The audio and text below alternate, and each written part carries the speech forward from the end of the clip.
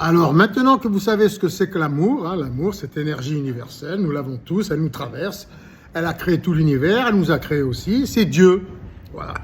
Et maintenant que vous savez ce que c'est que le Saint-Esprit, c'est nous, les hommes, les femmes, c'est notre esprit qui est saint, que nous avons travaillé, entraîné grâce à l'observation, les expériences, les analyses et, bien entendu, les livres sacrés qui sont les expériences de nos ancêtres. Voilà, des expériences à suivre ou à pas suivre, bien entendu. Hein. Bon, voilà. Alors non, maintenant, nous allons réparer les dégâts. Ok, nous allons nettoyer la maison. Alors, premièrement, nous allons arrêter de dire que les femmes sont des princesses. Elles ne sont pas des princesses.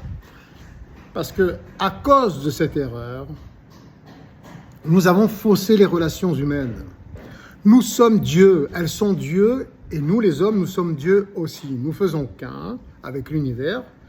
C'est une unité universelle, ok, atomique, sur le plan atomique, mais sur le plan énergie, encore beaucoup plus ancienne, puisque c'est l'amour, c'est une onde céleste qui a créé l'univers, l'amour, ok, géré par le Saint-Esprit, de l'homme et de la femme, à condition qu'ils soient entraînés, qu'ils soient saints, voilà, à condition qu'on soit saint d'esprit. Comment être saint d'esprit? En ayant une vie saine, en étant instruit, éduqué, tout simplement, et en filtrant cet amour qui nous traverse, d'accord, pour bien la canaliser, parce que l'amour peut tuer, l'amour est partout, l'amour est en toute chose, l'amour c'est Dieu, c'est nous, donc les femmes ne sont pas des princesses ni des reines, heureusement, parce que les princesses et les reines de ce monde n'ont jamais été des exemples, ni les rois, ni les princes, croyez-moi, vaut mieux être un dieu ou une déesse avec un Saint-Esprit, un esprit saint. Donc, nous devons tout partager. Ok?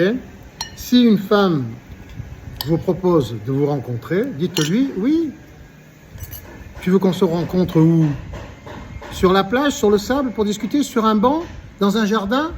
Si elle vous dit non, on va dans un bar ou un restaurant, vous lui dites, ah, tu m'invites alors. Ok? Elle va dire, non, je suis une princesse, moi. Ben, c'est notre faute. Hein? Voilà. Elle n'est pas responsable. Nous lui avons mis ça dans le crâne depuis bébé. Et pour les garçons aussi, mais moins que les filles. Donc, vous lui dites, nous partageons tout. Nous partageons donc le restaurant, si vous avez envie d'aller au restaurant, ou prendre un café, ou prendre un verre, ou au cinéma, comme vous voulez. Si elle n'est pas d'accord, vous lui dites, bah, écoutez, écoute ma chérie, je suis désolé, mais si je faisais ça tous les soirs avec une femme différente, moi je ruine ma famille, et toi, tous les soirs, tu sors à l'œil. C'est pas équitable ça. Qui sont les dieux et qui sont les déesses? Nous serions des esclaves, ruinés, et vous seriez effectivement des princesses et des reines. C'est inéquitable, ok? Ça a marché peut-être avant, la société a changé, les mentalités doivent changer pour le bonheur de tous, ok? Donc nous allons tout réorganiser à partir de soi-même.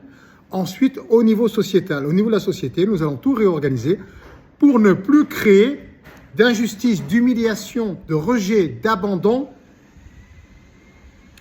et d'injustice. Ah, je ne sais pas si je l'ai dit, mais il y en a 5. Hein? Ah, c'est les spécialistes qui le disent. Hein? Spécialistes de l'enfance, d'accord? Tout est à revoir, surtout l'éducation, depuis la naissance et des parents, bien entendu. Allez, je vous aime. On va y arriver, doucement, doucement.